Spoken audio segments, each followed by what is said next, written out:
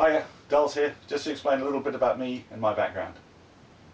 And that is why Elton John can't have any more parties on my boat. Okay, on with the series. Is that your parrot, Elton? A few miles south of Double Island Point, as named by James Cook RN.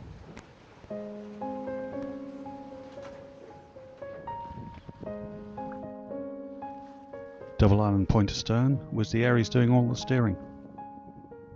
Boat speed about 5 knots, apparent wind speed about 8.5 knots, and we're sailing a close reach. Aries windvane, best bit of gear we've got on the boat. We have the Aries lift up number 5, a very robust bit of gear.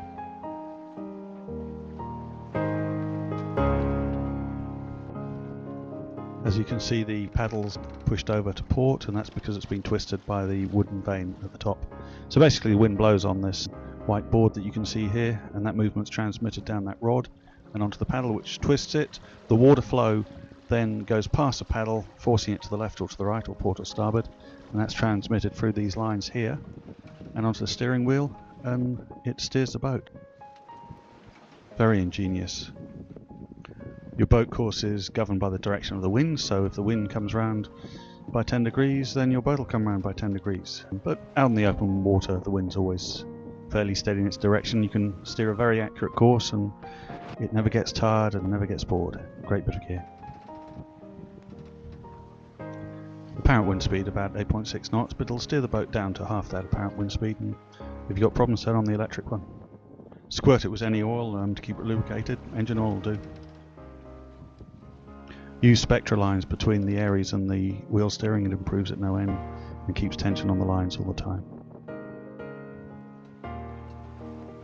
As with all wind vanes that you use, you need to have the boat well balanced. Obviously the main is the sail you'd adjust either by reefing or letting it out a bit. The main issues with Aries is make sure the whole thing is assembled properly.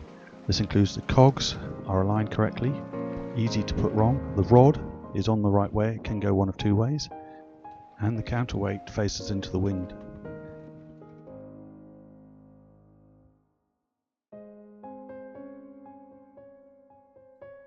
You shouldn't add weights to the paddle like a lot of people have done. That will go back most of the time to not being assembled properly. The previous owner hadn't assembled it properly, and that's why the weight was on the paddle. And once it was all back together, it worked perfectly from day one.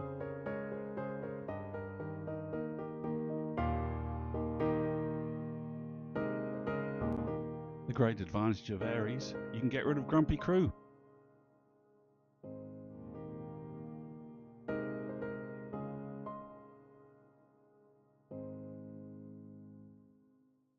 Spoken by Dulles, authorised by Sun Government, Canberra.